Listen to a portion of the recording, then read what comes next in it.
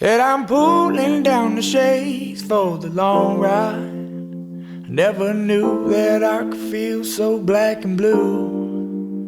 And I've been holding on to something now for some time. And all I know is it's a feeling fit for two.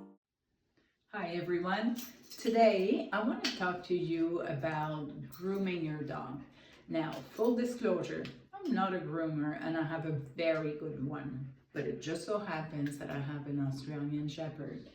These double-coated dogs have a tendency to blow their coats, it seems constantly, but mostly in the spring and fall.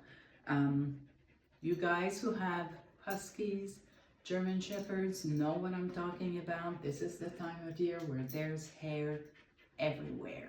Now, Mabel doesn't like having her hair brushed. She's actually a little bit against it. So we found some strategies that work for us. I'm lucky to have a dog tub. You don't have to do that in the dog tub. You can do that on the floor. What saves our life here is my favorite tool, which is the lick mat.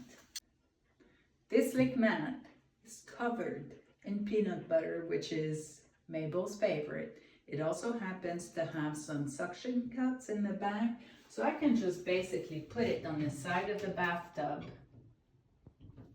Now I have peanut butter on my fingers. I'll eat it. Now, Mabel loves it. Suddenly, getting in the tub is not such a big deal. Now, the other thing that happens with these double-coated dogs is when you start brushing them, hair goes everywhere. I like to use a rake because this is what's going to get me the most undercoat. So in order to make the least mess possible, I'm going to just spray her coat a little bit with water. She also doesn't love that, but because she's licking peanut butter, she's a lot more tolerant of it. Once I've humected her coat a little bit, then I can start with my rake and just gently, gradually remove some of that undercoat, which is going all over the house, and now I'm actually able to pick up. For those of you who hate doing that or think that their dogs hate it, it took me a couple years to get where I am with Mabel, with a lot of coaxing, a lot of peanut butter, but it's actually become a little bit of a bonding session where she gets groomed, she licks peanut butter, and everybody's happy.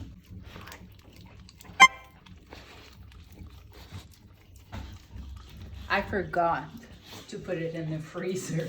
So this peanut butter is going very, very fast. I suspect she's gonna be a lucky girl today and get more than one lick pad. And we're gonna have to cut down on dinner a little bit.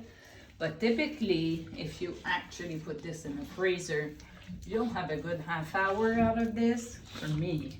And it'll basically allow to do a full brushing. So these are great, I love them. It looks like we're making good progress. This is all undercoat. This is none of the top coat. This is all something that all needed to come off.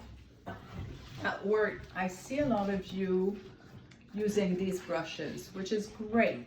These are called slicker brushes. They're actually finishing brushes. I'm never gonna get to the skin and get you, the excess undercoat. So this is your finishing touch. It would be adequate for a short hair dog, for your Labrador.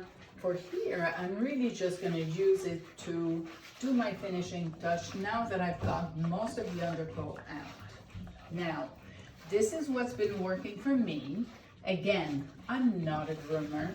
This is what they're best at. But if one of them could chime in, I'd be happy to get comments. See if we can get extra tips from the actual real professionals. But my husband will be happy. There's going to be a lot less hair in the house now. We're all done. She did so good. Down you go, sweetheart. Oh my goodness. Get you a treat. you want to wash it down?